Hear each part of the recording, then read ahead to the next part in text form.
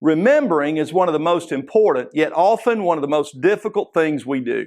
Think about all the things we need to remember and the role that remembering plays in our lives. It's always been this way, and it will always be this way. Some of the greatest tools in history have been invented to help us remember things. I can speak into my phone and tell my personal assistant, Siri, to set a reminder for me to do this or that.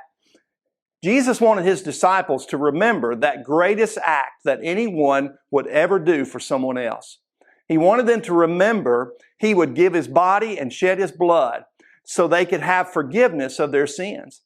In Matthew 26 through 29, He tells them how they would do that through what we know as the Lord's Supper.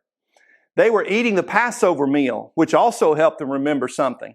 And verse 26 says, Jesus took bread, gave thanks, and broke it, and gave it to His disciples, saying, "Take and eat. This is my body."